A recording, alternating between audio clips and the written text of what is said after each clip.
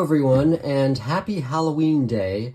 And by happy Halloween Day, I don't mean October 31st, I mean October 25th, because on this day 46 years ago, the original Halloween was released.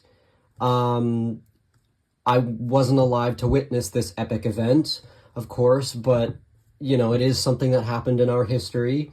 So, as you may know, that I am a huge fan of the Halloween franchise. So, as a celebration for the 46th anniversary, I wanted to showcase something that I have in my collection that I think is pretty cool. No, it's not this. I just put this here just for you to have something to look at. What I have is this. This is Halloween 25 Years of Terror. This is a documentary that was released on July 25th, 2006. What a coincidence. I guess I've just been talking about a lot of things that have been released in 2006 lately. But, you know, I swear it's not on purpose. So this is a documentary, like I said, that is in 2003 they had the 25 Years of Terror convention held, and this documentary is basically based around that, and it also has a bunch of interviews with the cast and crew over the years. So this was, you know, after Halloween Resurrection, but before Rob Zombie's Halloween. Rob Zombie is actually featured in the documentary. But yeah, I mean, it's as you can see, you can probably, I don't know if you can read there, but, you know, bunch of cast and crew over the years are in this. It's got tons of bonus features. Haven't watched all of it. But I've watched this document. I've watched like the main feature presentation a couple times now, and I think it's pretty interesting. I definitely recommend it if you're a huge Halloween fan. Not the most in-depth documentary on the movies. I'm sure you can find better documentaries, like, you know, there's A Cut Above the Rest, which I've watched. It's a pretty in-depth documentary talking about the first film. But this one is mainly just talking about the franchise in general. At the time, you know, it was Halloween Resurrection was the newest film, and they go over each film, and they, you know, there's a bunch of interviews. It's pretty interesting, like I said. However, something special about this release, it's not just the documentary and the bonus features. Something is included in this DVD release that is pretty much the reason why I bought this. So I've actually had this for a couple years now, but I haven't. Well, okay, I guess I should tell you first. So okay, so we open it up here. We have the feature presentation, bonus materials, but right here, behind this slip right here, is you know, lies the greatest prize in this entire set. So if I could just get it out here. Okay, so we'll put this to the side for now.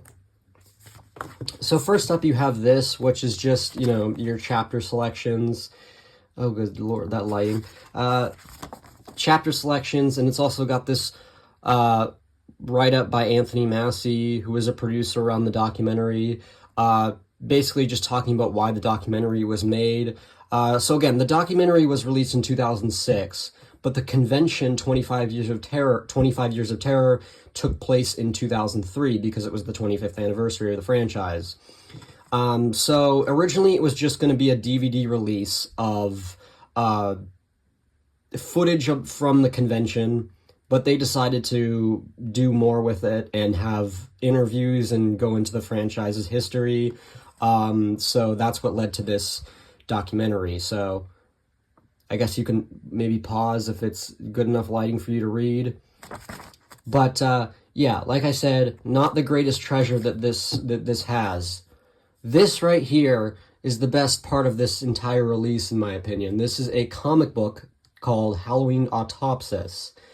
This is the 4th comic book released fourth Halloween comic book that has been released. There's been a few Halloween comic books, but this is the one.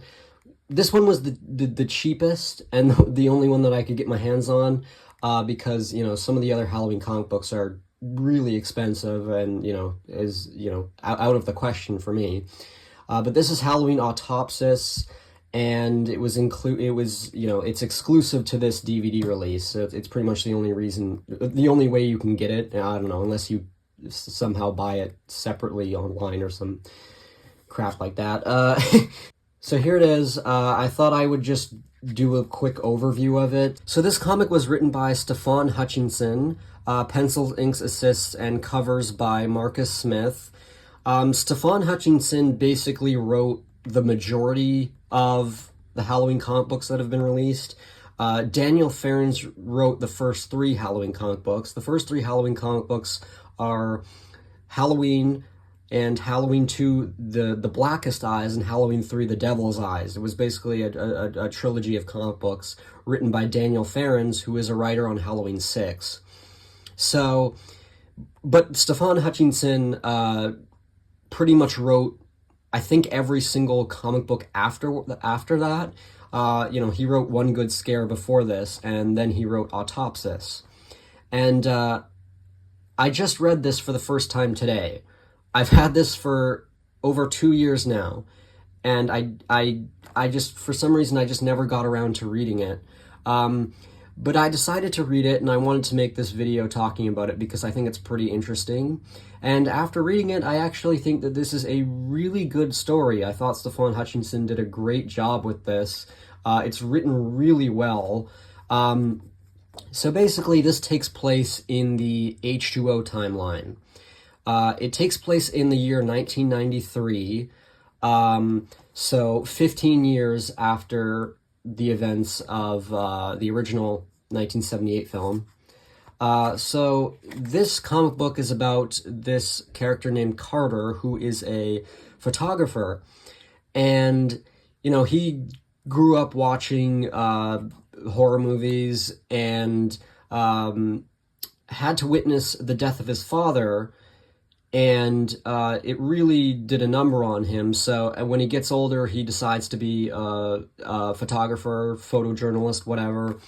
And but we later find out that there's more to his character than just grieving his father's death. I mean, he becomes a little obsessed with Michael Myers and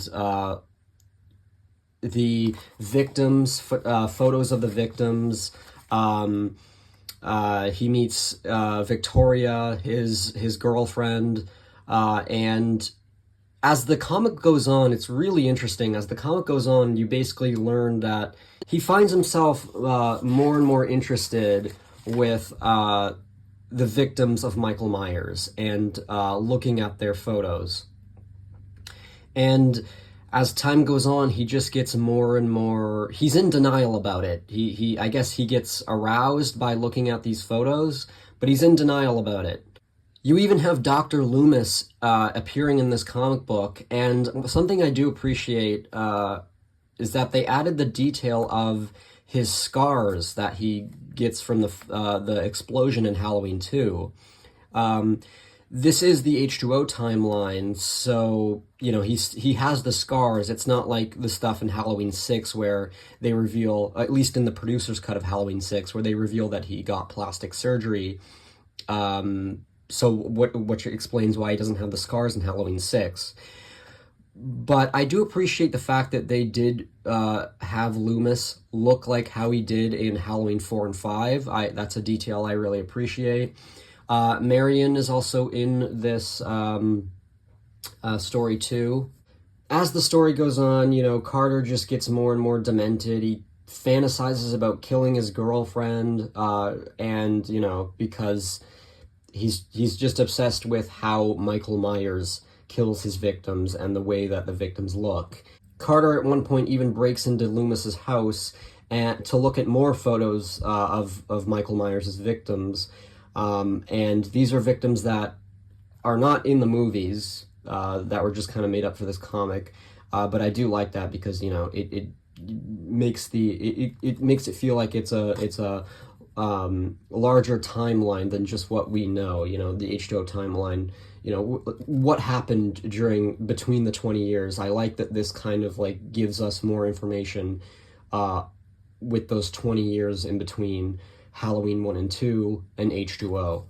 This page is a good showcase for the art, which I think looks really nice. You even have Sheriff Brackett make an appearance in this story. Has a little confrontation with Loomis because, you know, he's still dealing with the death of his daughter Annie, and Loomis obviously not losing anyone close to him. Brackett kind of lashes out at him because of that. Then you of course have the moment where Carter comes face to face with Michael Myers himself, and again, it's written really well. You know, in front of me I see death, I see reality. It's really good. And you have the moment at the end where Loomis and Marion decide to leave Haddonfield and move into Langdon, which, you know, as we know from Halloween H2O, is where the film starts. The story actually continues in a short story called Sam, which is, I assume, about Dr. Loomis. Now, this one is only available online at HalloweenMovies.com. I haven't read it. I'll probably read it at some point, but yeah, so if you're interested, there's a continuation. But like I said, this is actually a really good story. I was surprised by how much I enjoyed it. I think Stefan Hutchinson did a really great job with this, and it makes me more interested in some of the other comics he wrote. I wish I could get my hands on some others, but, you know, we'll see. Hopefully at some point in the future I can, you know, showcase more Halloween comics. But what I like about this is that I actually think this takes the concept of someone becoming obsessed with Michael's work or obsessed with Michael Myers, and I think this comic is what did it the best, because we've seen that in Halloween movies. You know, Tommy Doyle becomes obsessed with Michael Myers in Halloween 6, Dr. Sartain in Halloween 2018, but this is by far the best case of someone, best story of someone becoming obsessed with Michael Myers. I thought it was really interesting. You know, over time you learn more about Carter and